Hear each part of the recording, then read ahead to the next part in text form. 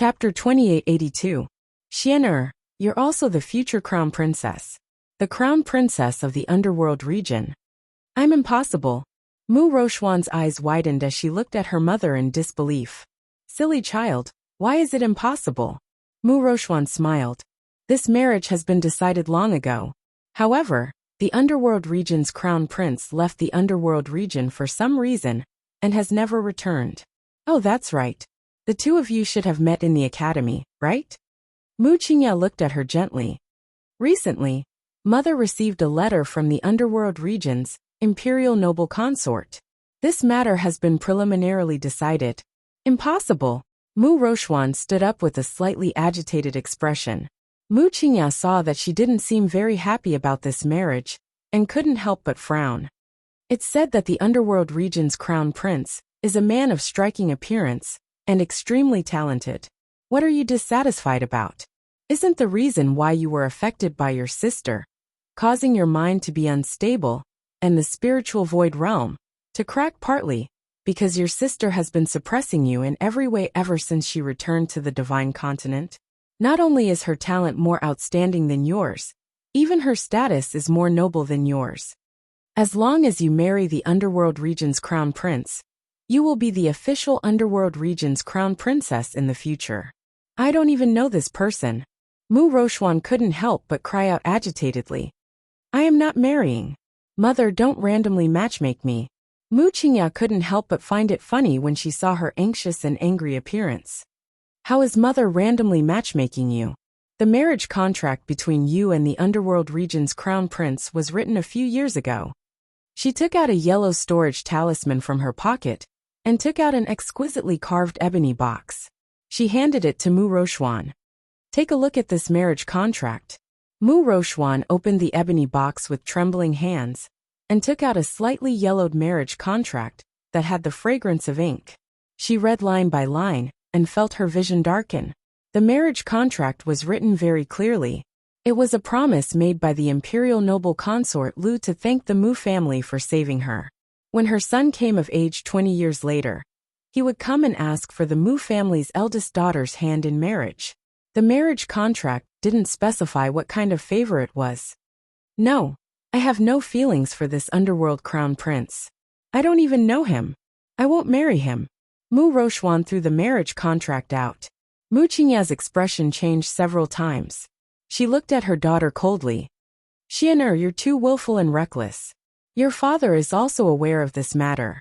Your marriage is already set in stone. After you return to the academy, you should spend more time with the underworld crown prince. You don't have to say anything. Seeing that her daughter still wanted to refute, Mu Qingya raised her hand to stop her. Partners are all born from experience. If you don't spend more time with Ming Province's crown prince, how do you know that he won't be your future husband?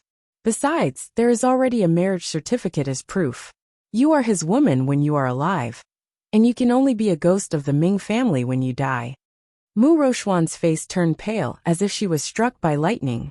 Mother actually said such decisive words to her, not giving her any leeway to refute?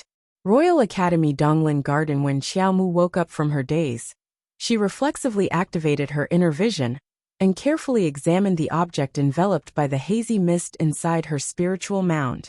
This thing looked a bit like a white duck egg. Could it be that she accidentally swallowed some egg? She hurriedly dug out the 2 white duck eggs and heaved a sigh of relief. She felt that she was a bit nervous. 8 night watch ended. I'll adjust the time tomorrow and sleep to sleep.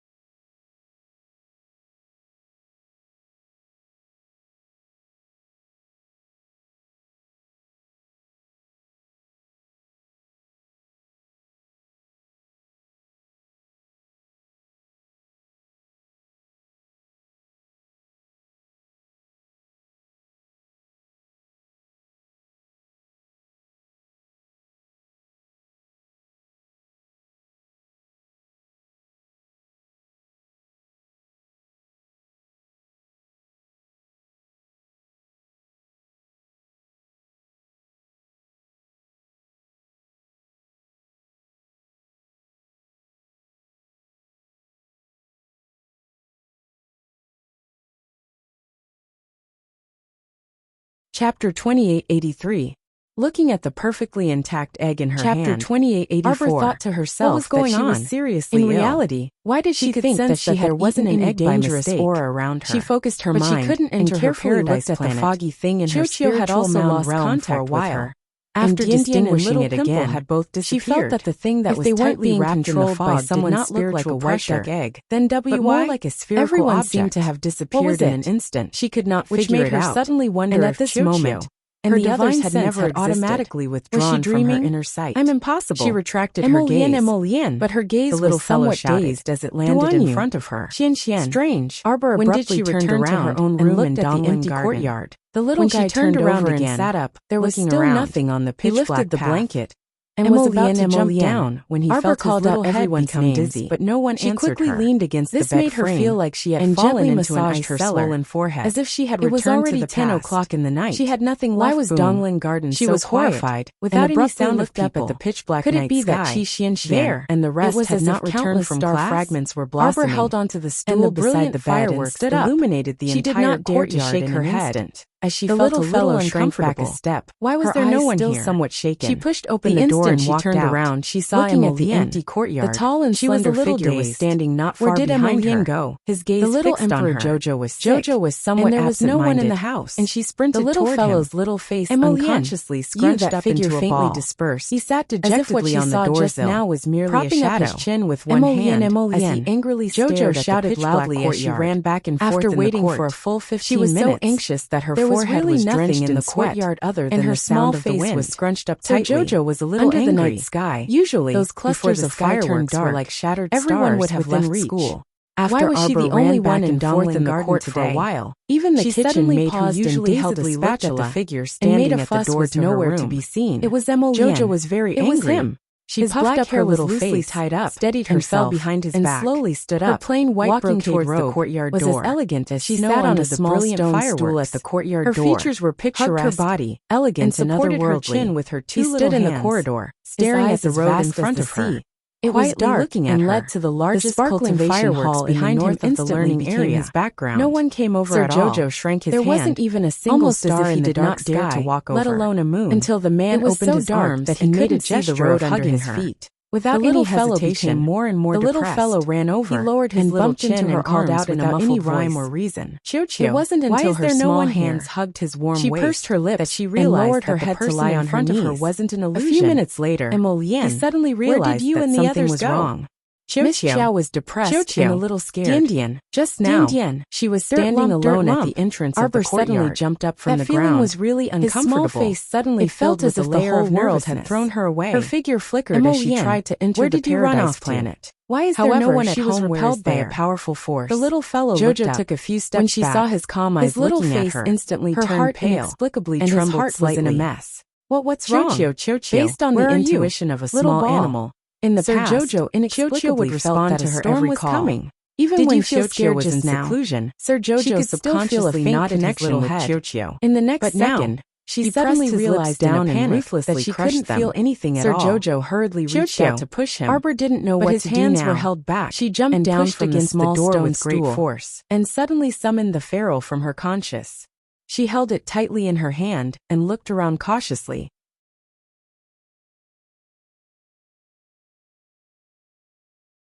Chapter 2885. When I lost everything, I also felt fear and terror.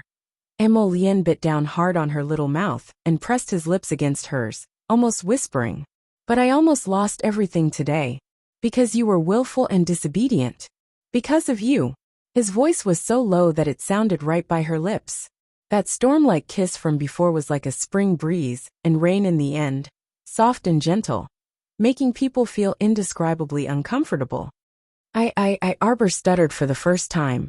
Then he thought about it, and felt that this situation was a bit off. "You did it on purpose."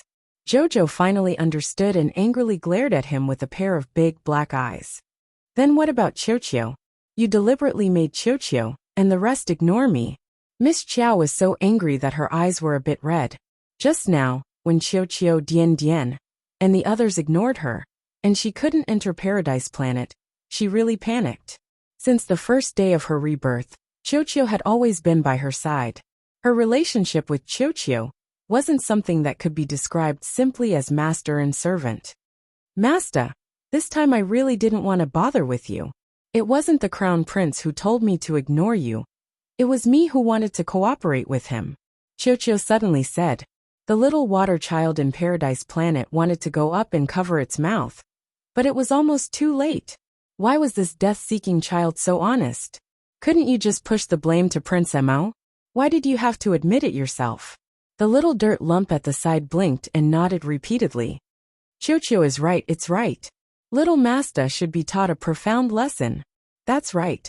We took the initiative to cooperate with His Highness the Crown Prince this time. Miss Chiao's little face was red with anger, and all the hairs on her body stood up. These brats all wanted to rebel, right? Just now she had called them all, but no one bothered with her. She was really so flustered that she couldn't tell north from south. Emolian leaned close to her lips and looked at her calmly. Jojo, you can trust your friends. As he spoke, he stared deeply into her eyes. Arbor's heart trembled slightly. He said stubbornly, I don't distrust you. I don't trust you, friend. Look at me. What do you see now? An angry expression, Jojo answered honestly. What else? You can't hit me. I've already grown up. I can't spank her but old anymore. Arbor struggled in his arms. Thinking of this person's past, he suddenly felt a little uncomfortable. That reminds me, Emolian said faintly. Arbor was dumbfounded. He quickly reached out and pushed him. I know why you're angry. I didn't do it on purpose.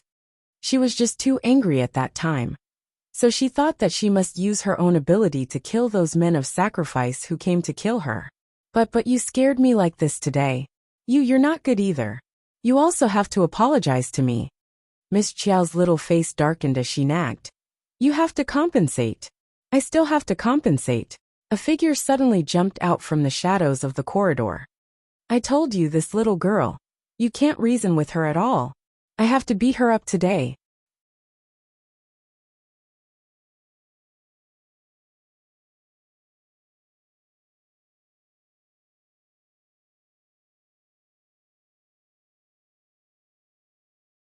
Chapter 2886. Ant Master. She saw Yang Shirong suddenly jump out and dash toward her with a dark expression. Arbor hastily shrank back into Emolien's arms and tugged at his sleeve. I can forgive you for scaring me earlier. Persuade Ant Master to return. With Prince Mo's wit and eloquence, he could definitely pacify Ant Master Yang with a few words. When Emolien ignored her, Sir Jojo felt that his authority as the little emperor had been severely challenged. She glared at him in a huff and hastily hid behind him. Ant Master, what are you doing? Everyone is watching. She finally realized that Emolien and Duanyu, these two idiots, had used their presences to isolate everyone earlier. In reality, they were all standing in the shadows and watching her frantically run around to call for them. Simply vile. Yang Shirong ran to her side and pulled the little fellow out from behind Emolien without a second word. Do you know where you were wrong? Sir Jojo really wanted to shake her head, but the situation forced her to, so she could only nod obediently. Speak. Jojo shrunk her neck. I shouldn't have tried to show off. But the path of cultivation is filled with tribulations to begin with. You must grow and mature in battle. The more the little fellow spoke, the more fluent she became. How can a flower in a greenhouse grow? I didn't do it on purpose. However, when she saw Yang Shirong's face turn darker and darker toward the end, she quietly lowered her voice. That's quite reasonable. Dao Wuji couldn't help but chuckle as he ran out to stir up trouble. It's not that Ant Master doesn't want you to grow, but you also have to look at the situation. If you fought one-on-one, Ant Master has nothing to say. But you clearly saw so many kamikaze warriors besieging you. 2 fists are no match for 4 hands, so why didn't you call for help? Peach Blossom clearly wanted to help you, so why did you have to stop her? A certain venerable immortal called Peach Blossom looked at Ant Master Yang in bewilderment. Ant Master, I've emphasized to you many times that I'm not called Peach Blossom. I'm called Shurchin. Also Peony and Ginkgo. Why didn't you ask them to come out and help? You've already been beaten up by the crowd, yet you're still trying to show off. Is this the way of cultivation you speak of? The two sisters, Peony and Ginkgo, looked at each other silently before looking at the venerable Peach Blossom immortal with sympathy. Jojo's martial uncle had categorized the Peach Blossoms into the ranks of the sisters. Peach Blossom, Peony, Ginkgo, these were all very normal titles. Why did it sound like a brothel in martial uncle's mouth? Damn. You weren't fighting with anyone at all. You were being one-sidedly ganged up on. Duan, you said irritably. Jojo, ask yourself honestly. Was it purely because you didn't want us to help? Yuan Shurchen sighed. No. You don't remember us at all. Xiaomu's heart sank with a thump. At that time, when Qiuqiu called you, you blurted out the words to stop it. Do you know the reason? Yuan Shurchen gazed deeply at her. You weren't conversing with Qiuqiu at all. No. Arbor shuddered and reflexively refuted Yuan Shurchen. You had already entered a demonic state at that time, so you didn't remember us at all. We could have helped you. So they punished her and made her experience what it was like to have no friends or family. They wanted her to firmly remember today. Chapter 2898.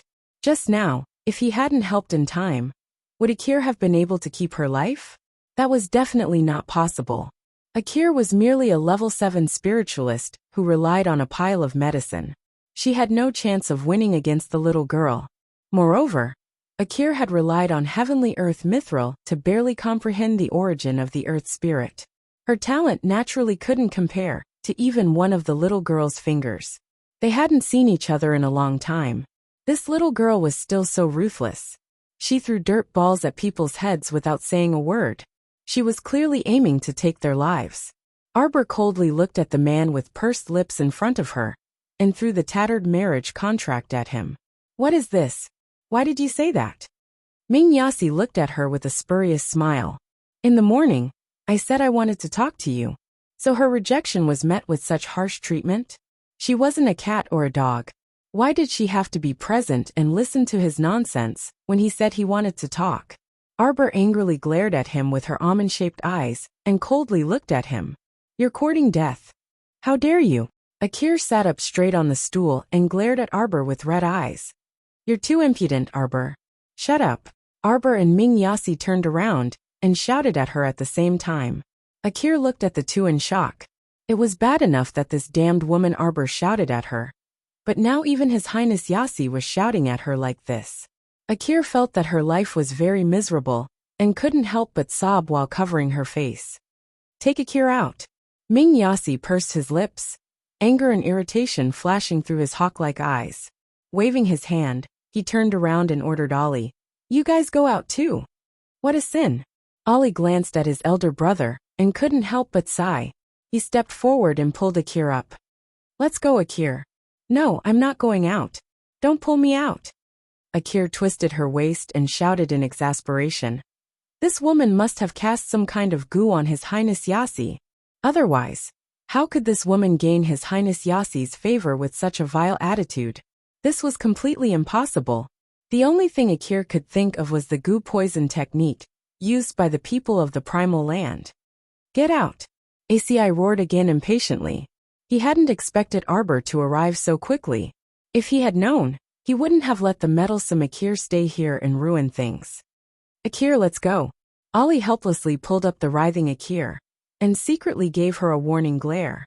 He lowered his voice and said, Do you want the crown prince to be angry, drive you far away, and never allow you to return? Akir was instantly speechless. She turned her head and glared fiercely at Arbor, before reluctantly following Ollie out. However, she wasn't willing to go far. She went to the opposite room and chased the students out. She opened the door and stared at Yas and Arbor. In any case, the door to His Highness Yas's room had been completely destroyed by Arbor. Now that they were sitting opposite, they could see everything clearly. Your explanation, Arbor said bluntly with a cold expression. Yas raised his hand, and a defensive barrier appeared around the two of them, completely isolating them from the outside world. Seeing this, Akir was so angry that she jumped up and scolded with a sour expression. What do they want to do by hiding in the room? Chapter 2899. This damned indecent woman. She's already married, but she still goes around seducing men. Keep your voice down. Alex wished he could cover Akir's mouth. It's fine if you say this in front of me, but you mustn't say this in front of Big Brother. Who couldn't tell what Big Brother had been like all these years? Big Brother simply wouldn't listen to anyone slandering Arbor. Akir's eyes turned red from jealousy. What can I do to deal with her? Akir slammed the table and said angrily, why can a married woman seduce my brother Yas? I must think of a way to kill her. Shut up. Alex couldn't help but roll his eyes speechlessly. You think you can kill Arbor with your strength? With your strength alone, she only needs to lift a finger to crush you. Do you have a bad memory? Alex raised his hand and patted Akir's head. If Big Brother hadn't quickly saved you just now, you would be lying on the ground right now. Even I am not that girl's match, let alone you. Akir fell silent, but her eyes still flickered with intense unwillingness. Knock, knock, knock. Hurried footsteps ran up from downstairs. Where's Jojo? Chi Xianxian saw Akir and Alex and frowned. You must be Yas's sisters-in-law. Where did you take Jojo? How impudent and rude. Akir slammed the table and stood up with a ferocious expression. Without another word, she picked up a dirt ball and threw it at Chi Xuanxuan's face. She didn't manage to hit Arbor just now and almost suffered a loss from her counterattack. Now she would get back at this woman first. Who told her to be so blind that she dared to shout at her Princess Akir? Bam! Chi Xianxian raised a meaty little fist and aimed it at the dirt ball Akir threw. A bolt of lightning wrapped around her fist and smashed it at the dirt ball. Boom! A square table was placed between the two of them. It flew up and shattered into pieces on the ground. Akir and Chi Xianxian both took 2 steps back at the same time. Duan Muqing's body swayed, and he reached out to block Chi Xuanxuan's back. That Ollie also hurriedly reached out to grab Akir's soft body. Ah, damn woman. You actually dare to be so disrespectful to this princess. I'll kill you. Akir shrieked. She felt as if her face had dropped to the ground and was being crushed into dregs. Damn it. This girl in front of her, her cultivation level was lower than hers. She could tell at a glance that Chi Xianxian was only a rank 6 spirit master. However, this little 6th rank spiritual master was actually able to receive the earth ball thrown by her. A 7th rank spiritual master? Both of them took 2 steps back at the same time. What did this mean? This meant that although Akir was a level 7 spiritual master, she couldn't even defeat a level 6 spiritual master. Wasn't this deliberately trying to humiliate her?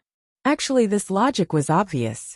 Akir was someone who relied on a pile of medicine to reach her current level. It wasn't easy for her to comprehend level 6 earth spirit through heavenly earth mithril. Naturally, she couldn't be compared to Chi Xianxian, who had reached her current level steadily. Chi Xianxian relied on herself to communicate with nature and comprehend the origin of spiritual thunder. Level 8 spiritual thunder couldn't be compared to level 6 earth spirit. Even though her cultivation level was 1 level lower than Akir's, she still had the power to fight with her. Chapter 2900. It was hard to say who would emerge victorious at the end of the battle. Chi Xianxian looked coldly at the madwoman in front of her, who was stamping with rage. Why are the people of Underworld Province acting like lunatics? Where is my Jojo? Where is Jojo? Akir shrieked. Dao, kill this audacious woman for me. She actually dared to be disrespectful to Princess Akir. She should taste the consequences. Dao hesitated for less than a second before nodding his head in agreement. In his opinion, Akir was the clan sister that His Highness ACI had brought up from the lower star domain. In terms of closeness, she definitely surpassed the legitimate princesses of Underworld Province. Even if Akir didn't have the title of princess, she was actually a princess.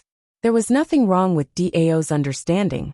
After all, for the sake of His Highness Yas and his adoptive father Ahan, the Emperor of the Underworld Province had decided to confer Akir the title of princess in a while.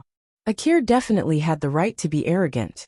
As Dao thought this, his tiger skin skirt fluttered, and he stood in front of Chi Xianxian with his hands on his hips. How dare you be so impudent and rude to our Underworld Province's princess? It's time to teach you a lesson. The muscles on Dao's arm bulged slightly. A water arrow flew towards Chi Xuanxuan's face. Duan Muqing coldly looked at the water arrow that was flying towards him. He suddenly pulled Qi Xianxian behind him and quickly caught it with his palm. Everyone watched as he caught the water arrow with 2 fingers, and it made a clanging sound as it pierced through the air. With a bang, it turned into a mist and disappeared into the air. Dao's expression changed slightly. He angrily glared at Duan Muqing, who had suddenly come out to mess things up. This young man looked very young, but it was hard to tell what his cultivation level was. In fact, Duan Muqing's current cultivation level was 1 level higher than Dao's, a level 12 spiritual master. Dao naturally couldn't see Duan Muqing's cultivation level. Seeing this, Turnbull hurriedly stepped forward to smooth things over. Everyone, please calm down. Qi Xuanxuan's small face was ashen with anger. You saw it. This person wanted to kill me just now. Little Fatty's face darkened as well. Since you're the ones who attacked first, then let's all attack together. Akir shrieked. You're all rebelling. Without hesitation, Qi Xianxian released her golden lion from the spirit beast space. As soon as the golden-haired lion appeared, it filled more than half of the room. Akir was so shocked that she took several steps back and was forced into a corner. You little bitch! Do you think others don't have spirit beasts? Akir shrieked and was about to release her spirit beast. Qi Xianxian pointed at her and said, Tear that mouth of hers apart. With a roar, the golden-haired lion leaped forward with a swoosh and clawed at Akir's face. Akir only felt a gust of wind rush at her. She hurriedly released her spirit beast. It was actually an old turtle. It stood in front of Akir and took a swipe from the golden-haired lion. Clang! A crisp sound was heard. The golden lion felt as if its paw had grabbed onto an iron plate, and it was in pain from the recoil. Akir released the old turtle to block the attack. However, her body was pushed to the long table by the window by the old turtle. Unfortunately, this long table had already been shattered by the force. Akir pressed on nothing. She staggered and almost hit her head on the wall. Chapter 2901. Seeing this, the golden-furred lion surreptitiously swiped at her again. Akir! Alarmed, Ollie hurriedly came to her rescue, sending out a gust of astral wind. As the golden-furred lion dodged the astral wind, its paw missed its target and only managed to grab a strand of Akir's long hair, completely messing up her elegant and unique hairstyle. Akir was practically mad with anger. She screamed in shock, as if she had suffered a great grievance.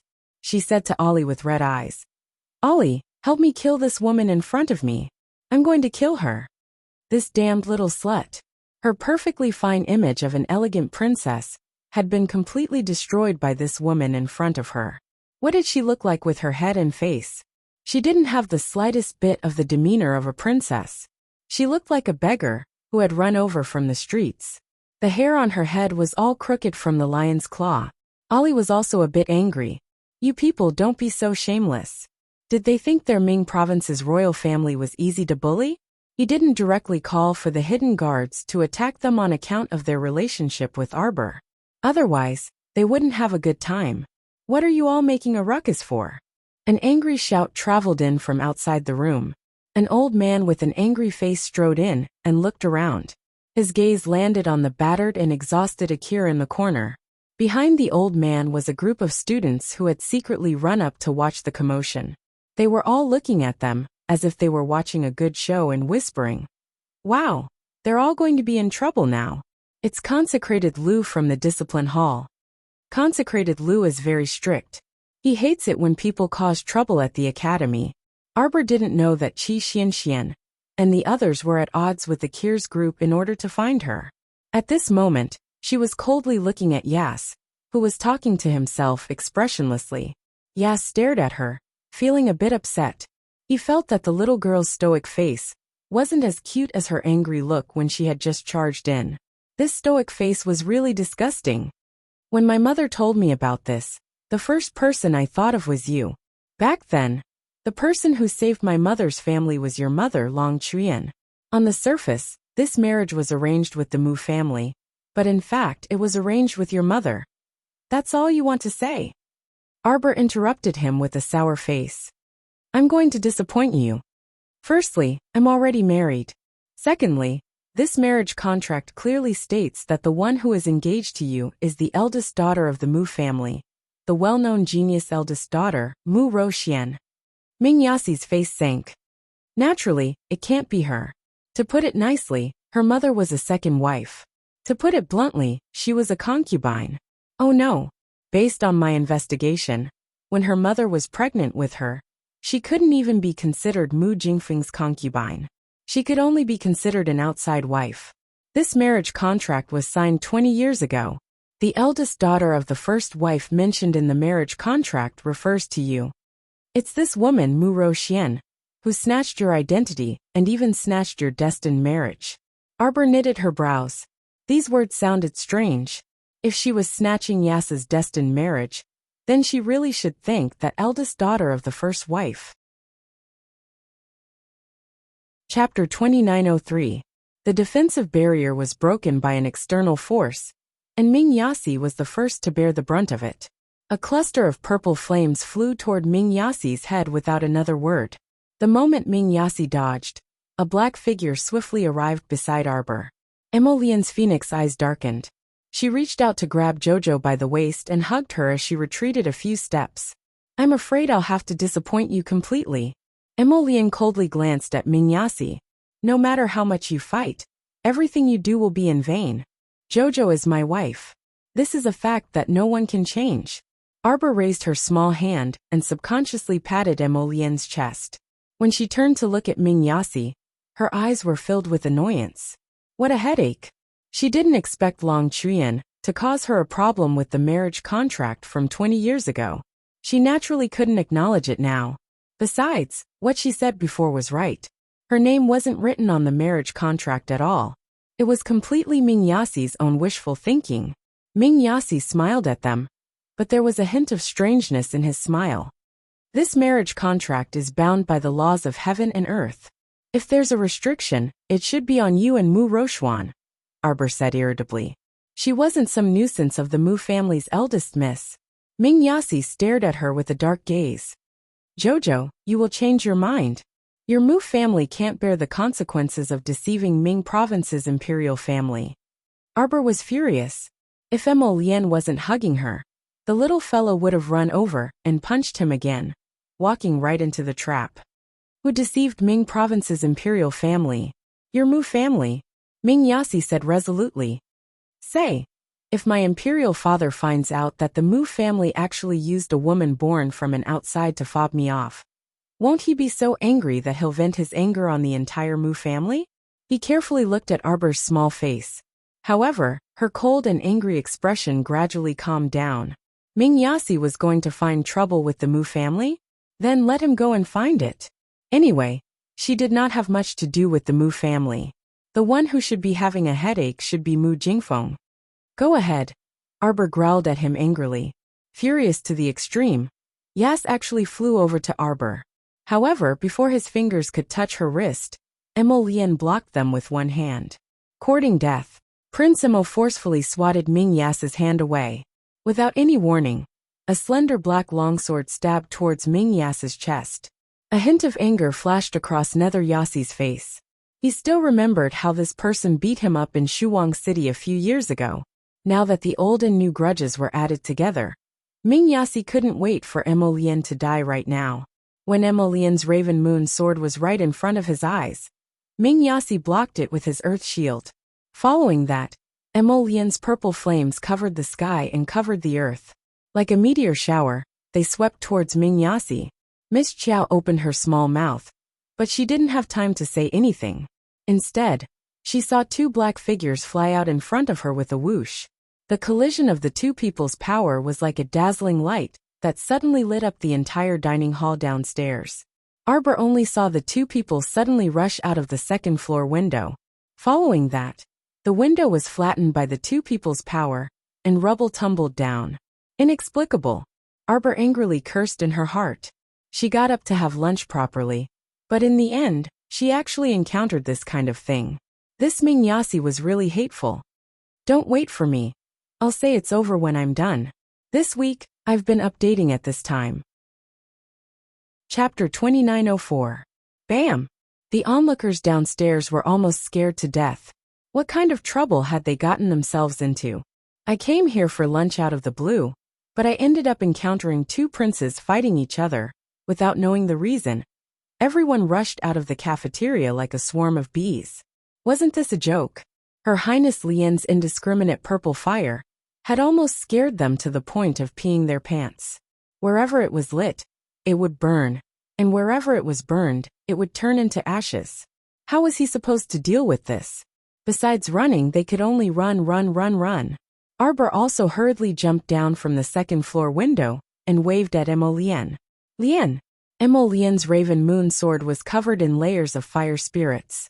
She slashed along with the sword intent and attacked continuously, not giving Mingyas any time to think about how to counterattack. The speed at which she changed her moves was shockingly fast. All the onlookers only felt that their parents had given them two eyes, which were not enough at all. They only knew that Her Highness Lien had already changed her moves countless times in the instant she attacked. Every move was fatal and aimed at Mingyas's weak spot. In the end, His Highness Yas was forced into a difficult situation by this person. "Stop!" A shout came from outside the crowd. Everyone couldn't help but shrink their necks. "He's here. High Official Lu is here." High Official Lu of the Discipline Hall was the most impartial. He didn't give anyone face. What he hated the most was people causing trouble in the royal school. It seemed like this matter had really gotten out of hand. Even the old man had been invited over. High Official Lu's face was tense as he took heavy steps and hurried to the front of the few people. His dignified gaze circled around Mingyas and Emolien, as if he wanted to roar at the sky. What was going on? He had just dealt with a group of students who were causing trouble, and a few more came right after.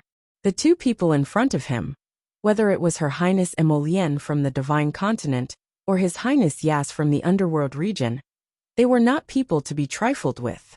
How did he end up in such a situation? Consecrator Lu did his best to keep a straight face. He glanced at Mingyas with a heavy expression, then glanced at Emolien. "Those who cause trouble in the academy will be dealt with according to the academy's rules. The situation between the two of you is especially serious." Under Prince Mo's extremely pressuring gaze, Officer Lu hurriedly sped up his speech. They gathered a crowd to fight, and even destroyed many things in the cafeteria. According to the academy's rules, if you are to be punished, you follow me. Consecrator Lu said with an old face. He quickly turned around, mainly because he didn't want to make a fool of himself in front of the students.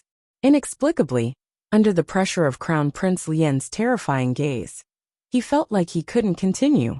When Arbor heard the old man say that he was going to punish Emolien, he quickly followed him. When they arrived at the discipline hall that the old man had mentioned, they couldn't help but be dumbfounded as soon as they walked through the door. Qi Xianxian and the others were all there. Jojo. Seeing that Arbor was safe and sound, Qi Xianxian and the others heaved a sigh of relief. It was just that their current appearance was rather disheveled. Hundreds of wooden stakes with sharp blades had been set up in the discipline hall's courtyard. Qi Xianxian and the others had activated their defensive spiritual shields and were standing on the stakes. The sharp blades were pointed at their feet. As long as they lost their balance and fell down, they would definitely suffer a lot. 2 hours. Consecrator Lu threw down these words, as if he was about to flee in defeat.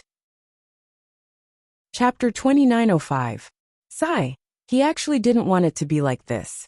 Just like back then, he also wanted to put on the airs of a commandment hall venerable and give Mingyasi and His Highness Emolien a good dressing down.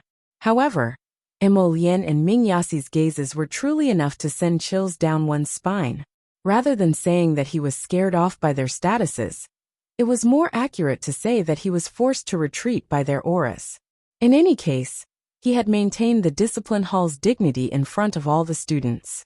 Since they were already at their destination, he could just casually punish them. After Consecrator Lu fled, Qi Xianxian, who was on the wooden stake, couldn't help but cry out, "I am my Qiao Qiao. We are truly in the same boat. Come on up and stand on the wooden stake next to me. If we are closer, we can still talk." Akir, who was already exhausted, couldn't help but curse indignantly, "Lunatic." Wasn't she a lunatic? She was punished by Pundit Lu to stand on a sharp knife for 4 hours. Because they didn't want to step on a sharp knife, everyone could only use their maximum spirit power to rise into the air and create a spirit power barrier to prevent themselves from falling and getting stabbed by the knives. However, more than an hour had already passed, and Qi Xianxian was still talking cheerfully and wittily, as if she didn't feel tired at all. What was even more exaggerated was that she didn't even use a bit of spirit power to defend her legs. She wasn't afraid that she would fall from exhaustion into a sea of knives and wear her legs out. The other people beside Qi Xianxian also had the same carefree appearance. There wasn't even a bead of sweat on their foreheads. They truly looked too relaxed and didn't look like people who had just been punished for more than an hour. Looking at her miserable dog-tired appearance, Akir couldn't help but want to howl at the sky. "Jojo, come quickly." Qi Xianxian waved her small hand at Arbor and said with a smile, "Hurry over and accompany her." She was about to die from boredom standing on this wooden stake alone. Arbor looked at her expressionlessly. "Thank you, but I don't need to be punished." Her words were a little heart-wrenching. All of her teammates who were standing on the wooden stakes turned to look at her. Prince Emo couldn't help but feel helpless. He flew to the top of the pile and hovered there. He looked down at Arbor and winked. "Don't you want to see the view up there?" Arbor shook his head. He took a stool and sat down in the courtyard of the discipline hall. What Consecrate Lu meant was that after standing for 2 hours, they could go back to their own homes. However, looking at Akir's miserable appearance, it was clear that she didn't know that Qi Xianxian and the others were all people with flying talismans. No matter how long they had to stand on the wooden stakes, it didn't affect the consumption of their spiritual energy. So it was really quite a scam. An hour later, Qi Xianxian and the others quietly put away their flying talismans and willingly stayed on top of the wooden stakes, consuming their spirit energy. The main thing was that it was fine if he was lazy for a while, but he still had to cultivate properly. 2 hours later, Consecrate Lu of the Discipline Hall came to inspect everyone's results. When he saw everyone persevering while drenched in sweat, he nodded inwardly. His gaze swept across the room, and finally stopped on the little stoic. "Why are you here?" "My husband is being punished, so I naturally have to accompany him," Arbor said with a glance. Chapter 2907. A gray-eared rabbit suddenly burrowed out of the thicket, causing Lu Zheng to be inexplicably vigilant. When he saw that it was a rabbit that was completely harmless, Lu Zheng's eyes involuntarily lit up. He walked forward and condensed a rock from the earth spirit, which then landed on that gray-eared rabbit's head. Picking up the dead rabbit, Lu Zheng excitedly shouted, "Roast meat for lunch!" It was still early before noon. Arbor couldn't help but facepalm. Not only were these 2 old urchins chattering like sparrows the entire way, but they also especially liked to enjoy good food. This was probably the aftereffect of doing things to themselves for several decades. Lu Zheng chuckled as he followed behind Arbor and the others with the rabbit in his hand. "Let's hunt a few more game later and roast them all for lunch." Sigh. I don't know how many years it's been since I've had a good roast meat. Chen Qi also looked rather rueful when he mentioned this. Arbor involuntarily glanced at them. "Then I'll let you guys have a taste of Sir Jojo's culinary skills in a bit." "Many thanks, Second Faction Master." The 2 fellows joyfully cupped their hands at her in unison. Only Prince Emo, who knew the truth, twitched his lips slightly. To be honest, his Xiaobao's culinary skills really weren't that great when Jojo said she wanted to cook. Insiders like him and Duan Yu didn't have much hope in her. Those who didn't know, like Lu Zheng and Chen Qi, were naturally convinced after being tricked. Xiao Mu nodded her small head in all seriousness. She then paced forward to lead the way with her small claws behind her back. Emo Lian's lips secretly curled up. She turned to look at Chen Qi and Lu Zheng, who were full of anticipation, and silently lowered her eyes. The 2 elders followed behind Xiao Qiao, and while walking, they kept flattering her. "The second-generation sect leader is really amazing. Beautiful on the outside, intelligent on the inside, graceful and magnanimous. I think it's rare to find someone as perfect as our Second Faction Master in this world." Emo Lian deeply agreed with this statement. However, Arbor couldn't help but blush as he listened to the 2 old men's bragging. Beautiful and intelligent. Her, graceful and magnanimous she? It didn't feel like it. The four of them were rushing towards the eastern exit, when they vaguely heard someone's cries for help being carried by the wind. Judging from the direction of the sound, it seemed to be coming from the west. Arbor and Emolien weren't nosy people. Usually, when they saw trouble, they couldn't wait to avoid it. Why would they take a detour to watch the show? The two of them walked forward hand in hand. However, from the sound of the rolling wheels, it seemed that the two carriages that were calling for help were heading in their direction. It can't be, right? The two of them glanced at each other at the same time, and signaled Chen Qi and Lu Zheng behind them with their eyes. The four of them leaped onto the tree one after another. It was also at that moment that a small carriage that was shuttling through the forest was heading towards them. A mighty and domineering red wolf was pulling the carriage. It was a full 2 heads taller than the body of the carriage. The carriage looked extremely small, probably only allowing 2 people to sit in it. However, its appearance was simple with a hint of low-key luxury. Even the luminous pearls hanging on the window were almost the size of 2 fists. Was the local tyrant in danger? This thought flashed through Arbor's mind, and his eyes couldn't help but flash. Not long after the carriage sped to their tree, it was surrounded by several strong men in black. Too sleepy, I slept even more after waking up. Chapter 2908. Thus, Emolien and Xiaomu surreptitiously burrowed into the foliage of the forest, trying their best to conceal their figures. The two of them had the best vantage point looking down. To watch the show, they saw a woman in her early 40s fly out of the small carriage, 2 daggers flying in front of her. In less than a moment, the 2 men who had been chasing them were slit their throats and sent to the sky. That woman was full of hostility, whistling from her mouth. Behind the carriage, several people with red headscarves appeared. They looked like secret guards. And the coachman who had been sitting in the carriage had already jumped down from the shaft of the carriage at this time, summoning a long dagger from his consciousness, charging towards the black-clothed people surrounding them to attack. Those black-clothed people were clearly not to be trifled with. They were well-trained, nimble, and had great teamwork with each other. Even if 2 of them died at the hands of the woman, there would soon be people to replace them, not affecting the operation of this large encirclement formation at all. The 2 sides fought for about 10 minutes, neither side gaining an advantage over the other. But there were many black-clothed people, as if there was an endless stream. If this continued, no matter how strong the coachman and the woman were, they would still be defeated. Arbor could see clearly from the top of the tree, pursing her lips. Looking up at Prince Emo naturally saw a hint of inquiry in her eyes. Do you want to go down and help? It was just a small matter. Moreover, she looked down on a large group of people surrounding and beating up a woman.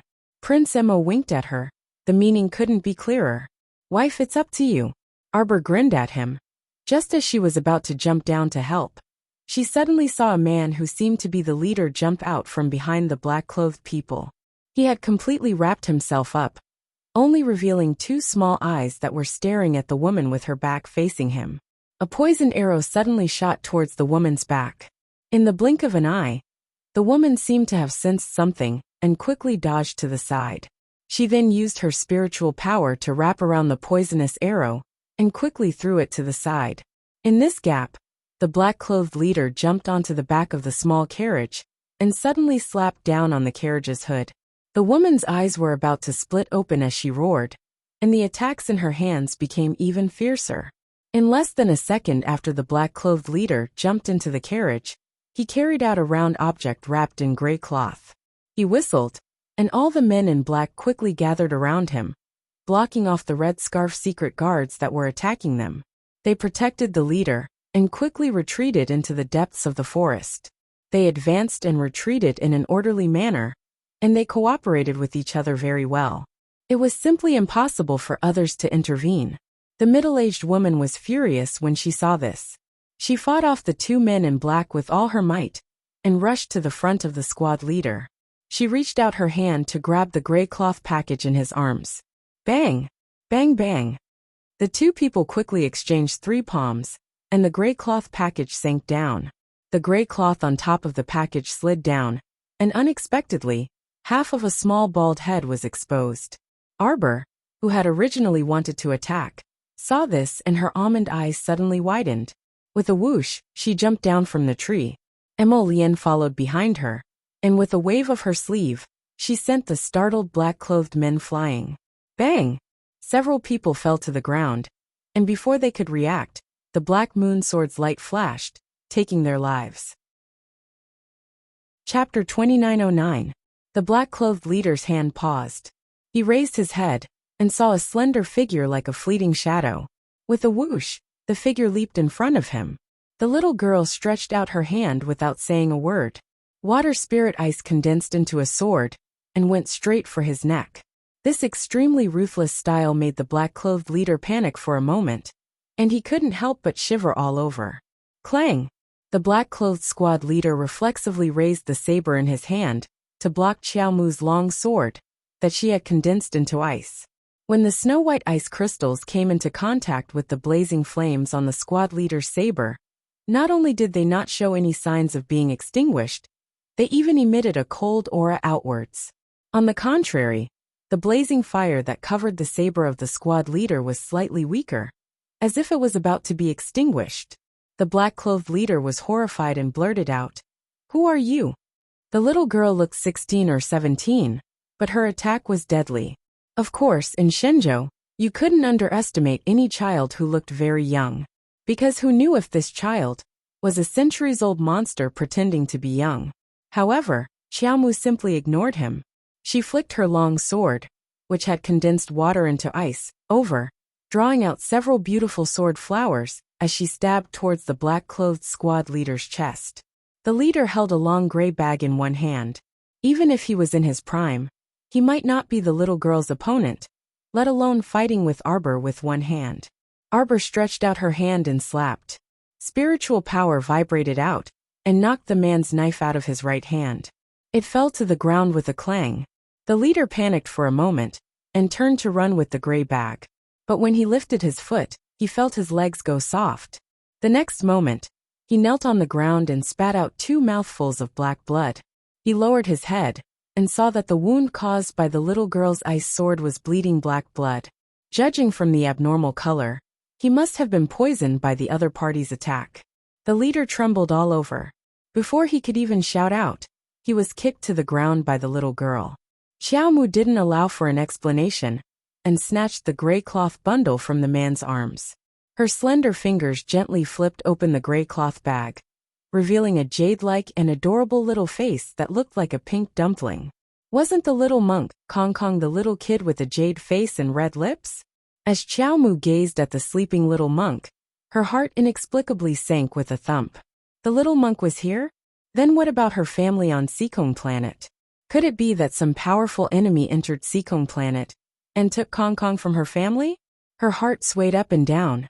When she thought about what might have happened to Wei Ziqin and the others on Seekong Planet, she exuded a cold aura and felt tormented.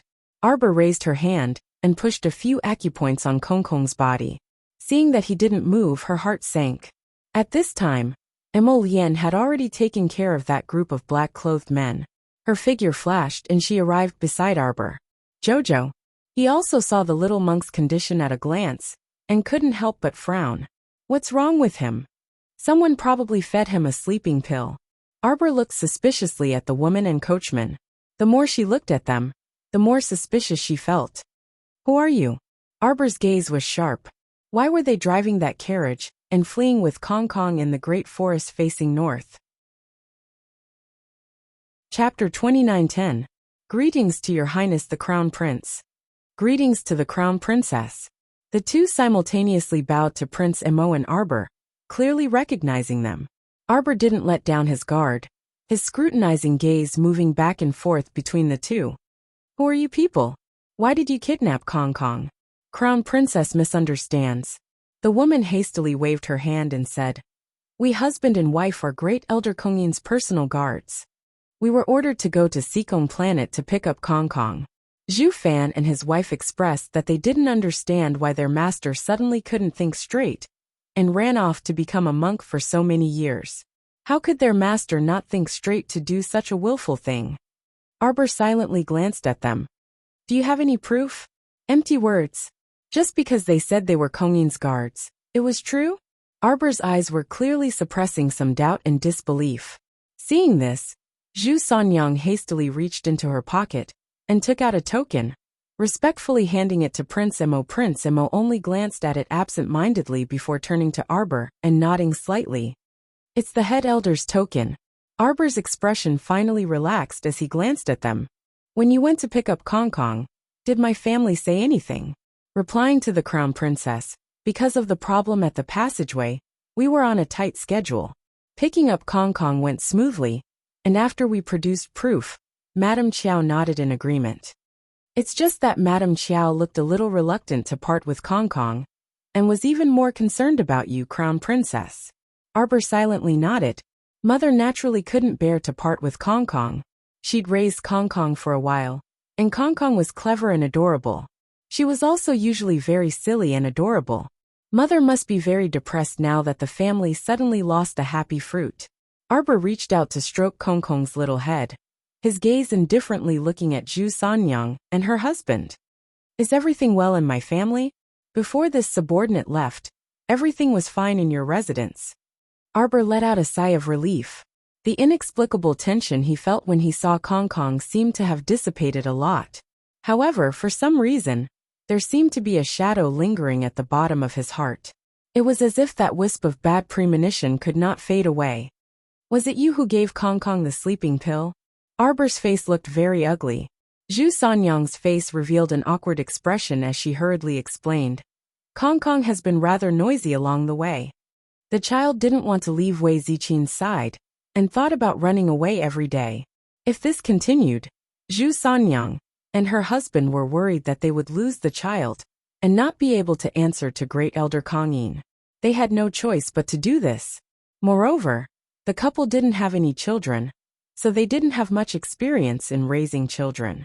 How could they have the patience to fight a battle of wits with a little brat? Arbor glanced at them indifferently. Of course, she knew that it was impossible for two strangers to treat Kong Kong well without any compensation. However, she didn't like these two people very much either. The little stoic said with a sullen face, "This sleeping pill's dosage is too high. It's not good for his small body." The couple was even more embarrassed now. The Crown Princess was blaming them for not taking good care of the little monk Kong Kong. "Crown Princess, please forgive us." Zhu Sanyang was someone who knew when to yield and when to stand tall. She hastily cupped her hands and bowed. It was us husband and wife who didn't think things through.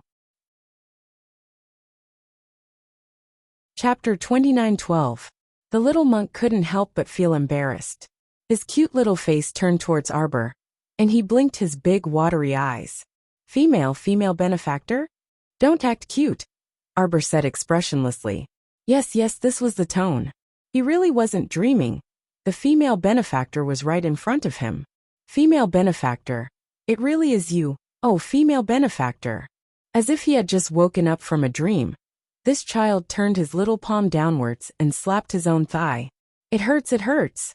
The little monk grinned, and suddenly reached out his two little radish-like hands, and threw himself into Arbor's arms. His tears were like golden beans falling down one by one. Female benefactor, you came to look for Kong Kong? Arbor's heart couldn't help but soften, but her face remained expressionless. She raised her little hand and patted his back twice. All right, a real man bleeds and doesn't cry. What are you crying for? Ba, this little monk is only 5 years old this year. Strictly speaking, I'm still not a real man. When this little monk achieves great merit one day, I will repay the 4 great favors and help the 3 hardships. Arbor reached out and covered the little monk's little mouth. This child's habit of nagging since he was young couldn't be changed. It's fine if you're nagging, but you're still nagging about those Buddhas and gods all day long. You're so scholarly, don't you find it tiring? The little monk gazed at Xiaomu with a pair of large, round eyes with distinct black and white. Benefactress. It's not easy for men and women to touch each other. You let go of this little monk. Arbor flicked his full forehead. Shut up. The little monk pursed his little mouth, drooped his little head, and said in a small voice, You've changed. You weren't like this before. Arbor. You used to hug me and coax me in a small voice.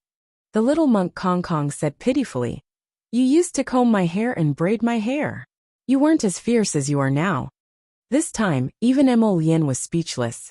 Speaking of which, do you have hair on your head? Why did she have to braid her hair? She was probably dreaming about his chow again. The child had dreamt of Jojo, who was as gentle as water, just like her mother. There was a 99% chance that she had taken Jojo as her mother. Arbor stroked the little monk's head lovingly. Come tell me, how do you feel now? This little monk's heart hurts. I feel uncomfortable everywhere. Benefactress, why don't you carry this little monk for a while? Kong Kong's chubby little hand blocked his heart. Arbor! Exclamation point. Why did she want to slap this child to death so much? On the side, Emolien felt that something was amiss even more. Why is this little monk so good at flirting with girls? He must have been born with this flirting skill. How old is he? He's already so good at coaxing little girls. His six senses are really not clean. Before Arbor could do anything, Emolien appeared in front of the two of them in a flash. She lifted the little monk's chubby body with her fingers. She said to the little monk heartbreakingly, You're too heavy. Arbor's mouth twitched. Actually, she had also noticed that the little monk seemed to be even chubbier than before she left. She could imagine how well her mother, Wei Ziqin, fed him at home. If he continues to be this fat, he'll develop horizontally. The little monk widened his round eyes. Benefactress, your husband is insulting people again. Chapter 29:13. Emolien looked at him expressionlessly. That's right, I'm arguing with you. Arbor didn't know whether to laugh or cry. Strictly speaking, these two men, one big and one small. The small one really wasn't considered a man. Every time they met, they would always fight like dogs biting dogs for some reason. The little monk waved his four claws and kept kicking his legs in the air as he shouted, Benefactress, benefactress, hurry and save this little monk from your bandit husband. Arbor looked at them speechlessly. He reached out and took the little monk from Emolien's hands and patted his back comfortingly. All right, don't always court death by yourself. The little monk put on an innocent face and looked at him. How was he courting death? It was clearly this Crown Prince Lien who was too petty. Benefactress was indeed his wife, but she was also his benefactress. The little monk's bun-like face was taut in anger as he turned his head to glare at Emolien. Then he turned his head and leaned on Arbor's shoulder. Benefactress, how did you find me? His eyes suddenly lit up. Without waiting for Arbor to speak, he continued.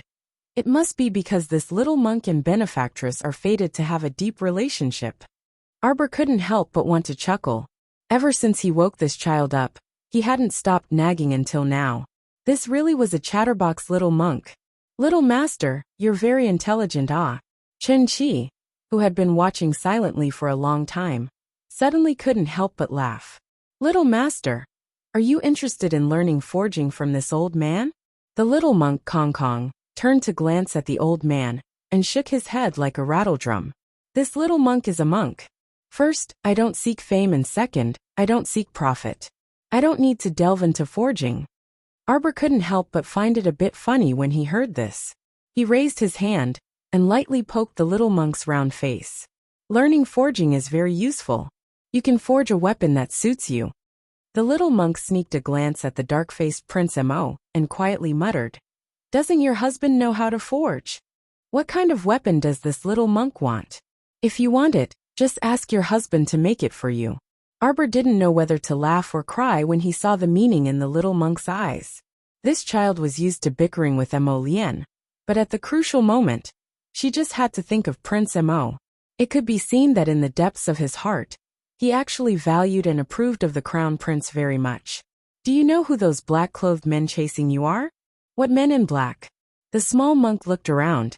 He was slightly stunned when he saw that many black-clothed men were sprawled out on the withered grassland. They're chasing me? Why are they chasing me? The small monk asked with a baffled expression. As soon as he said this, Arbor knew that it was impossible to get any useful information from the little monk. The little monk wouldn't know more than she did. Thinking of this, Arbor couldn't help but sigh. She had only taken 2 steps with the little monk in her arms when she felt her body become slightly lighter. Arbor lowered her head to look. Her arms were empty. The little monk had already been snatched away by her husband, who was standing at the side. "What are you doing?" The little monk immediately cried out in dissatisfaction. "This little monk doesn't want you to carry me." This stinky man was so stiff that his face hurt when he carried him. It wasn't as comfortable as the benefactress's hug at all. Emolienne gently lowered her head and stroked his little head. She said with a smile that wasn't a smile, "Your objection is overruled." I'm too sleepy. I need to catch up on my sleep." Chapter 29:14. Benefactress. Arbor's head hurt when she heard him call her benefactress. She raised her hand and lightly knocked on the little Baldy's forehead. "Do you still remember how you came here?" Although this little monk was only 5 years old, he was a little shrewd and very clear-minded. The little fellow couldn't help but cry at the mention of the little monk's sad past. "When those 2 people came to take me, they said Master Abbot wanted them to take me back." This little monk hugged benefactress's mother and cried bitterly. After bidding farewell to benefactress's sister-in-law and family, this little monk was very sad the whole way. They didn't give this little monk vegetarian food to eat. This little monk's stomach grumbled the whole way. Speaking of this, the little monk appeared even more heartbroken. His large, pitiful eyes stared straight at Arbor, making her not know whether to laugh or cry. To put it bluntly, the little monk missed his mother's cooking. On the way from Seacombe Planet to China, he felt like he suffered a huge blow. There was no food to eat. This little monk originally wanted to dig up some mushrooms to stew a soup, but the couple said it would take too much time. This little monk didn't feel anything after that. "I was probably drugged by them, so I was in a daze the whole time." The little monk muttered, his bright, sparkling eyes staring at Arbor. "Benefactress, do you have vegetarian buns?" Arbor couldn't help but reach out and rub his shiny little head. She took out 2 vegetarian buns from her inner world and handed them to the little monk. "Where's your inner world? Where's your storage talisman? There's so much food inside, so why don't you eat?" The little monk shook his head. "Benefactress, there's a saying that wealth shouldn't be exposed. Although this little monk has no intention of harming others, I can't let my guard down." Emolienne's mouth twitched, and she couldn't help but want to rub her forehead. She really wanted to explain to the little monk that those 2 vegetarian buns really didn't count as wealth. If you want to expose them, then expose them. No one will snatch them from you.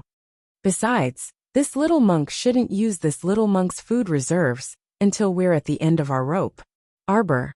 Let's just say that this little mischievous brat understood better than anyone else. After saying so much, the most important point was that the little monk did not trust Zhu Sanyang and her husband at all. At that time, with Zhu Sanyang and her husband's martial prowess, they came to Seacombe Planet's Qiao family. Even if the little monk was suspicious of their identities, he would still obediently follow them. Because if he didn't leave, he would definitely implicate the Qiao family. Qiao Mu understood the little monk's thoughts after a quick thought, and her heart softened into a complete mess. She reached out and hugged little Baldy, taking the initiative to kiss his bald head. "Kong Kong, don't be like this in the future. If you have any doubts, you can tell Milord clearly." At that time, even if those 2 people wanted to force their way in, my mother and the others might not be unable to protect themselves. Because when she left a lot of things for her mother. They were all placed in the storage talisman beside her parents' bed. "Benefactress, will you bring Benefactress's parents and siblings over to play with this little monk?" "I will." Arbor's gaze was firm and full of expectations. Soon, the little monk nodded his head and took a bite of the bun. Suddenly, he seemed to have thought of something and raised his hand to touch his bald head. He cried out in alarm, "Benefactress, this little monk has become a monk and is wholeheartedly devoted to Buddhism. I will not accept your love. You must not fall in love with this little monk." Amitbal Arbor. Emolienne's mouth twitched. She picked up the little monk and said, "Shut up." Chapter 29:15. With the addition of the little monk, there were a lot of jokes along the way. Chen Qi and Lu Zheng also liked this child very much. They tried every possible way to persuade him, wanting to trick him into becoming a disciple to learn refining or array formation. The little monk's face remained unmoved as he refuted the two of them with a single sentence. Benefactors, don't think that you can casually find a successor and pass down your skills to him. Then, you can go to the Western paradise to meet the Buddha without any worries. As the saying goes, if you can't have the heart of the past, you can't have the heart of the present, and you can't have the heart of the future.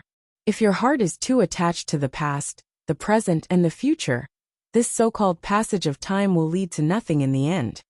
If you desperately want to grasp something, but you can't get anything, Amitabha, it's all an endless illusion. The way to be a person is to stay true to your heart. Those things of the past are already in the past. After being lectured by the child, the two old men, Chen Qi and Lu Zheng, actually felt that the child's words were quite zen. It was really a stream of witty words. Moreover, this child's eyes were too sharp. He could see with a glance that they once wanted to die. Or was this child really a reincarnation of Buddha, able to see through people's hearts with just a glance?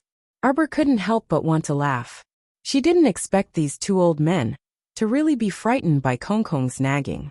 Raising her hand to tug at Emolien's sleeve, Arbor whispered, "You've been carrying him along the way. Let him walk by himself for a while." Forget it. With his short legs, it's hard for him to walk. He didn't want to let this little baldy down. The moment the baldy got down, the first thing he did was to fly into his Jojo's arms. It was simply intolerable. Arbor looked at Kong Kong sympathetically. The little monk really didn't learn from his mistakes. She didn't even know what to say to him when he was defeated in front of Prince Emo again and again. The four of them walked for a while. Chen Qi missed the fat rabbit, so he suggested to sit down and rest for a while and barbecue for a picnic. Xiaomu didn't have any objections, and even took out a barbecue rack from her inner world in a show of seriousness. After she had Chen Qi clean up the rabbit, she saw the little monk running back with a pile of flower mushrooms. "Benefactress, have some mushroom soup." Arbor looked at him expressionlessly. "You'll be poisoned if you eat these mushrooms." The child picked brightly colored mushrooms and picked a bunch of inedible things. The little guy lowered his head dejectedly and said to Arbor in an aggrieved manner, "Then what should I eat?" Emolien suddenly took out a carrot from her inner world and waved it in front of the little monk. "I can make you a carrot soup." The little monk's eyes lit up, and he nodded his little head repeatedly. "Good, good. After you finish this carrot soup, you must completely forget the kiss that the benefactress left on your forehead just now. Don't mention it again in the future." The small monk blinked his eyes and glanced at the carrot. Then, he looked at Arbor, who was busy barbecuing, and nodded his head as if he had made up his mind. Prince Emo nodded in satisfaction. He rolled up his wide sleeves and made a pot of vegetarian soup for the little monk. The crown prince even kindly walked around the area and picked a few edible mushrooms for him. He washed them clean, diced them, and sprinkled them down. Half an hour later, when Chen Qi and Lu Jing picked up the rabbit leg that was completely charred and emitted a strong smell of smoke with trembling fingers, the little monk held up the pot of fragrant carrot and mushroom soup and drank it in small sips. Chapter 29:16. Chen Qi and Lu Zheng had a bitter expression on their faces as they looked at the little monk, who was happily drinking his wine. Without tasting the food, he forcefully stuffed the roasted black rabbit leg into his mouth. With one bite, the two fellows' expressions changed drastically. Using the strength of 9 oxen and 2 tigers, and the courage of the universe, they forcefully swallowed that piece of black rabbit leg meat. "How's the taste?" Arbor looked at the two with a serious face and asked. It's all right. All right, your sister." Even during the years when they were exiled in Beiwang Valley, eating nutrient pills mixed with rainwater every day was still better than this rabbit leg meat. Looking at the little monk eating with relish, the two old men became more and more depressed. It turned out that their second sect master's culinary skills were actually so bad. Before, he even boasted that he would make a good meal for them. Was this what it meant to be good? It's not even as good as the pot of radish soup in the little monk's hand. Seeing the two old men's gazes constantly drifting towards him, the little monk hurriedly hugged his little soup pot and walked to the side with his short little legs, sitting down and eating. still thinking that monks are merciful, not willing to give up even a little bit of food, simply shameful. The two old men secretly criticized a few times in their hearts. With a stiff face, they put down the rabbit leg in their hands. What, you don't want to eat after one bite? No, no. Chun-Chi awkwardly laughed twice. Second sect master. Your roasted meat is so delicious, we can't bear to eat it all at once. We have to save it and digest it properly. Right. Lu Zheng was rarely on the same side as Chun-Chi this time. He repeatedly nodded and said, That's right. Second sect master. Just let us go. Arbor glanced at them and snorted. All right then. Saying that, he took out 2 dishes and 2 bowls of rice from the food box in his inner world, and handed a pair of chopsticks to Emolien. Chun-Chi's eyes almost popped out of their sockets. No, second sect master. We can also eat rice. Oh, didn't you two say you wanted to eat roasted meat? Arbor said calmly. I think the roasted meat is enough for you two to share. We won't fight with you. We'll just eat these. Looking at the 2 dishes that Arbor pointed at, the jade tofu, and the sweet and sour fish slices, and then at the crystal clear holy rice in the other person's bowl. The 2 elders were about to burst into tears. Only then did they realize that Mr. Jojo was deliberately trying to teach them a lesson. That rabbit meat must have been burnt on purpose. If Arbor knew what the 2 of them were thinking, he would tell them expressionlessly, Sorry, I've never been good at cooking since I was young. After lunch they set off again. Half an hour later, they arrived at a small village at the foot of the Red Cloud Peak. Arbor looked up at the black plaque hanging at the entrance of the village. The word happiness was written crookedly on it. A sincere smile finally appeared on Chun-Chi's face. That's great. When I came back here again, I found that the spiritual energy at Red Cloud Peak is still the densest. Arbor looked around. Are there still people living in this village? How can there be no people? This area used to be the most prosperous area in the surrounding 10 miles. There are hundreds of families living in the village. Chun-Chi said, his voice paused slightly. After walking into the village and looking around for a while, Chun-Chi couldn't help but say, that's strange. How can there be no people? This village wasn't like this before. Chapter 29:17. It's been more than 100 years. No matter how rich the village is, it can't be much better. Arbor didn't feel surprised. The village looked dilapidated from the outside, and as soon as they walked in, they could see the ruins everywhere. They investigated from the beginning of the village to the end, but didn't find much, and there was no suspicious blood around. So they resentfully turned back to the beginning of the village. This village should be abandoned naturally, Chun-Chi said with uncertainty. Since there's no one here, let's go to the Red Cloud Peak. Arbor narrowed his eyes, looked up at the cloud-shrouded mountain peak in the distance, and subconsciously nodded his head. Who's there? At this moment, Lu Zheng suddenly raised his hand and shot out a flying star-concealed weapon. But after hearing a whoosh sound, the person was so scared that he fell to the ground, and the cane in his hand also fell to the ground with a bang. When Xiao Mu and the others focused their gazes, they saw that it was an elderly man in his twilight years. His yellowish eyes contained traces of terror as he stared at them without blinking. Who are you? Why did you break into our happiness village? Lu Zheng saw that it was an old man without any cultivation, and couldn't help but secretly scold himself for being too nervous. He raised his hand and touched his nose, and smiled apologetically. Sir, I'm really sorry. I didn't expect you to suddenly appear at the entrance of the village. Just now we didn't see anyone, and your appearance was a bit abrupt. Sorry, come, let me help you up. No need to trouble, sir. The old man supported himself with the cane, stood up shakily, and looked at them suspiciously. You guys? What are you doing in Happiness Village? Lu Zheng was about to speak, but Arbor rolled his eyes and said, We're looking for relatives. Looking for relatives? The old man had an incredulous expression, looked up and down Arbor. What's your relative's name? I don't want to hide it from you. I know everyone in this Happiness Village. Arbor made up a story. It's a distant relative, seems to be surnamed Hu. I'm here on a mission from my family. There's a profound grade cultivation method here, and I want to hand it over to him personally. Although the old man was not a cultivator, he had obviously heard of the rarity of the profound level cultivation method. Hearing this, he quickly said, "Surnamed Hu. It could be Hu Erhua's family." Arbor didn't care about Hu Erhua and Qian Erhua. He just nodded and said, "Can I trouble you to lead the way?" This was obviously an empty village. She was very curious as to where this old man could take them and create another Hu Erhua. When the old man heard this, he happily nodded his head, but there was still some doubt in his eyes. I wonder why Fairy suddenly came to visit, and even said that she wanted to give a cultivation technique to Hu Erhua. Family mission, no comment. It was originally made up and full of mistakes. How could it stand up to the old man's continuous questioning of the details?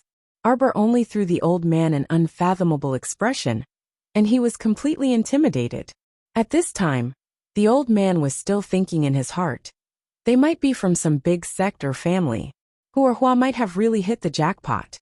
The old man trembled as he turned around and led them towards the end of the village. Chen Qi winked at Jojo and curled his lips. In fact, most of the people in this village had the surname, who he had told Jojo before.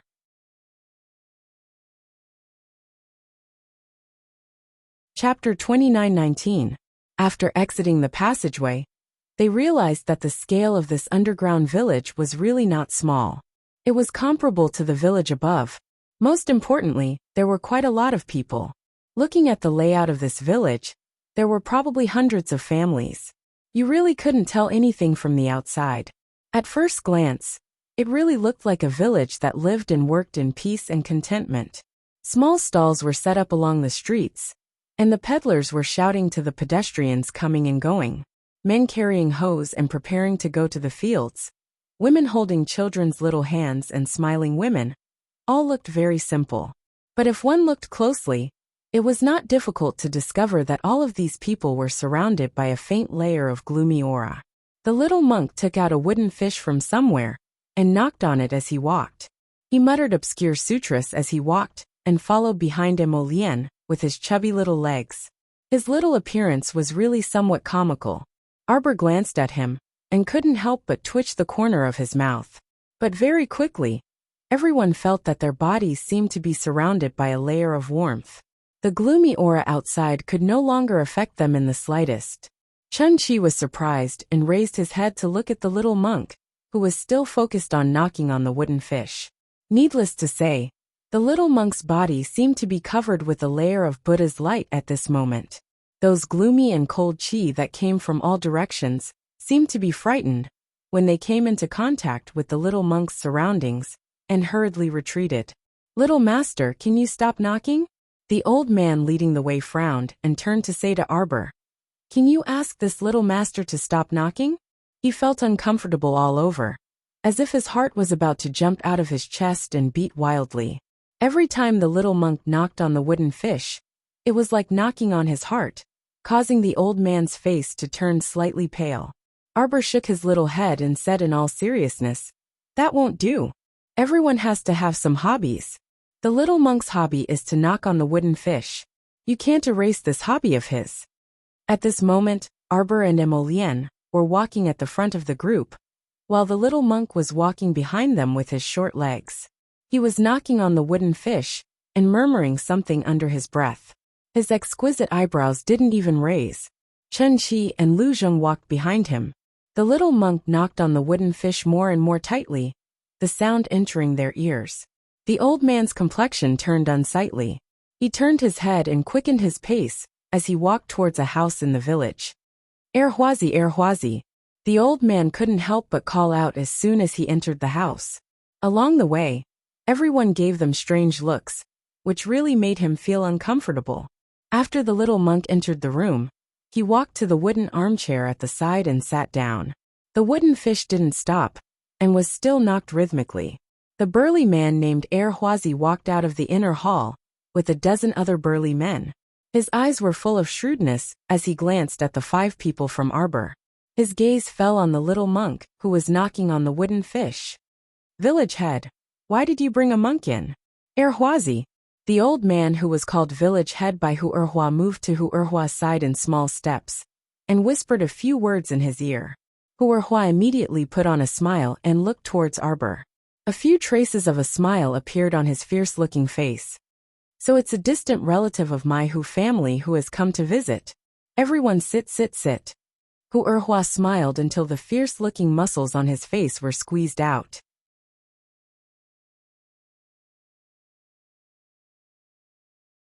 Chapter 29-21. The corner of the old village chief's mouth curled into a deep sneer. He thought to himself, "These youngsters are still too young." Their sudden appearance in the happy village already made him vigilant. In addition, the little girl casually made up some nonsense to him, saying that they were looking for relatives.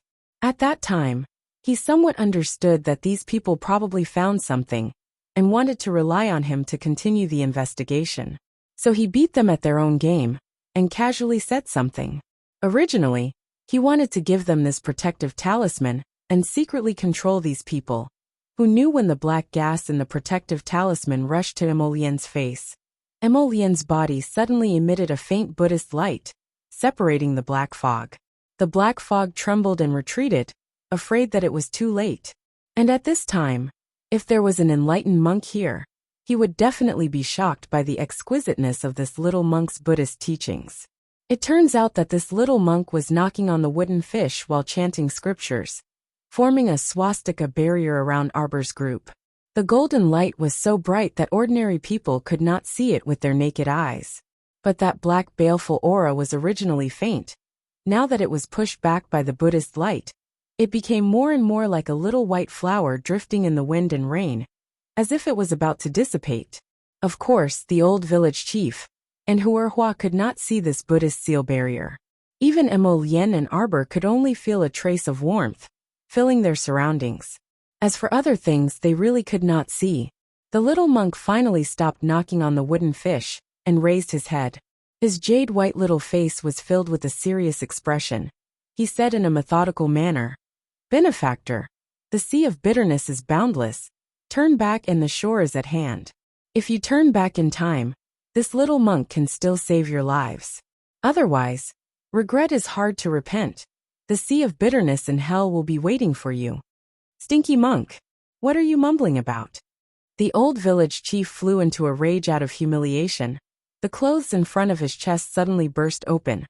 A ghost claw like withered vine stretched out from his chest, directly grabbing towards the little monk's neck. Emolien and Xiao Mu had been paying attention to those people the entire time. When they saw the old village chief move, they immediately creased their brows. Emolien's raven moon sword flew up and slashed down, instantly severing that old ghost's claw at the base. "Ah!" The old village chief roared angrily. Another 4 or 5 ghost claws drilled out from his chest and back. At this moment, his entire body seemed to be mutating rapidly. The ghost claws that came out from his front and back were all whipping towards Emolien. Chi! Layers of black smoke emerged from the places where the ghost claws struck. They were melted away by the golden light that was invisible to the naked eye. As a result, that ghost claw was eliminated before it could even reach Emolien's side. "Ah!" The old village chief's face changed color as he saw this, and he began to twist crazily. "I'm going to kill you all. I'll kill you all." "Ha! So it's a demonic cultivator," Emolien muttered to herself. She grabbed Arbor's wrist and took 2 steps back. On the side, Qinqi and Lu Jing frowned as they looked at the old man in front of them. Why would such a thing appear in a normal village? Arbor wasn't surprised at all. After all, she and Emolien had experienced the underground village incident once before. This underground village was a paradise for cultivating demonic cultivators and raising zombies. Right, zombies. Arbor glanced sideways at the door, but didn't see anything that looked like a zombie. Perhaps this place didn't raise zombies? Arbor thought. Chapter 29-22. Thump thump thump thump. The sound of knocking on the door just happens to ring out. And at this moment the village chief is in the midst of a fierce battle with the layers of Buddha's light. He simply can't break through the little monk's Buddha's light barrier, and can only circle around the outer layer while whistling from time to time. Lu Jing shakes his head. "No wonder you were able to dodge my hidden weapon at the village entrance." He thought the old man was just lucky, But now it seems that the old village chief is a demonic cultivator, and he dodged it with his own strength. Arbor isn't surprised. To be able to govern such a big underground village, he must have some ability. If ordinary people want to become strong, they can either reach the peak through body forging, or fuse with the power of evil plants and evil beasts to become a demonic cultivator. But now it seems that there is a third way, relying on Tianyun's medicine to awaken a person with special ability. Of course, the probability of this is extremely low. Isn't it because of this that most people mutated into zombies? Arbor's heart is somewhat absent-minded. She is thinking, if she was at the end of her road, and there was a kind of medicine in front of her that could allow her to reach the heavens in a single bound, would she take it? When people are forced into a corner, the decision they make may even scare themselves. Thump! 2 village women barge in, and when they see the scene of fighting in the hall, both of them cry out in alarm. Village chief! Commander Hu! Erhua's fierce eyes look at the two of them. Why are you two here? At this moment the village chief is in a state of mutation, and these 2 women have seen it all. It seems that they can't be left alive. Erhua's eyes reveal a trace of murderous intent. Those 2 village women have long been scared silly, and when they hear Erhua's question, they tremble and cry out. Village chief, how did you become? Monster! It's that monster! The other woman can't help but scream out. It's you! It's actually you! I recognize you. Half a month ago in the middle of the night, it was you who took my child from my house. Ah! I'll fight you, you old monster. So it was you who took my child. I trusted you so much. But you actually pretended to tell me that you would gather the villagers to help me find my child. The woman roared with bloodshot eyes. She picked up a rolling pin by the door and waved it at the village chief, who had countless ghost claws in the middle of the hall. Boom! The old village chief used a ghost claw to slap away the rolling pin in the woman's hand. Another ghost claw swung over and grabbed the woman's neck, throwing her into the air. Everything happened too quickly. By the time Lu Zheng wanted to save her, the woman had already been torn into pieces by countless ghost claws. Her flesh and blood dripped down. The old village head was like a devil. He raised his neck and opened his mouth wide, sucking in the flesh and blood that the woman spilled down. His body began to mutate rapidly. His body was like a freak with a twisted neck. 17 or 18 ghost claws drilled out of his chest and back. Some were lashing out, some were clawing, and some were even clenched into fists and punched towards Arbor's face. Chi. Arbor didn't make a move. He saw that the ghost claws hadn't even reached his eyes when they were burned clean by purple flames. Arbor's eyes flashed with a trace of coldness. He stared at the old village chief, and the corners of his lips curled up slightly. Chapter 29-23. After sucking so much blood, the old village chief's entire body began to swell up a little. His face had already been squeezed out of shape. A ghost claw grew out of his neck, directly whipping towards Arbor's body. You look really disgusting. Arbor coldly glanced at him, saying so. The village chief's face was red with anger. His 2 bulging dead fish eyes fiercely glared at her. Hand over the black level cultivation method you were talking about, and I can still spare your life. If it wasn't for his greed for the black level cultivation method this little girl spoke of, he might have already made a move on them when they were still up there, instead of luring them in. Originally, he wanted to lure these 5 people in. If possible, he would take them in as villagers of Happiness Village. If not, after interrogating them for the cultivation method, he would rob them of everything in their inner worlds, then kill them and eat them. But now it seems that he really was hunting geese all day long, only to be pecked blind by the geese. He actually suffered such a big setback in front of a little bald donkey, simply hateful to the extreme. Black level cultivation method? Arbor coldly looked at him. A dead person doesn't need any cultivation method. Saying so, the startled swan dagger had already quietly flown in front of the village chief, a sword stabbing towards his left eye. This startled swan dagger was just a small dagger. When it flew out of his consciousness, it didn't make a sound at all. It wasn't until it was right in front of the old man's eyes that he suddenly realized. But in the next instant, he only felt pain in his eye. Half of his eyeball had been gouged out by the startled swan dagger. Ah! The old village chief had never suffered such a big loss. He suddenly shouted to the side. Commander Hu, how long are you going to watch the show? Hu Erhua was complaining incessantly. How was he just watching the show? He wanted to make a move from the beginning, but just as he was about to make a move, a heavy pressure had already fallen on his body, pressing him down by a few inches. He couldn't even take a step forward. Damn it! Hu Erhua forced out a few words from between his teeth. Old ghost. You hold on over there. My people will be here soon. I advise you to hurry up and let us go. If you let go now, I can still let you leave like this. Otherwise what? Roar. Several different roars came from outside the courtyard. Hu Erhua's face lit up as he coldly laughed and said, Now, even if you want to leave, you won't be able to arg. He felt a sharp pain in his ear as his left ear was cut off. You talk too much, Arbor said coldly, then turned to Emolien and said, I'll deal with the zombies outside. You deal with them. Jojo, don't worry. The little girl flashed him 2 white teeth. I'm a person with antibodies now. Even if this thing catches me, I'm not afraid of it. After saying that, it waved its little paw at him, leaving the 3 of them and the little monk to deal with Hu Erhua and the old village chief. He then went out of the house. As soon as he went out, he saw 3 fast-moving zombies with green faces and fangs rushing towards him. Looking at their speed, the veins all over their skin were twisting like earthworms. Their facial features were already blurred like humans. If he guessed correctly, these should be level 3 high-level zombies.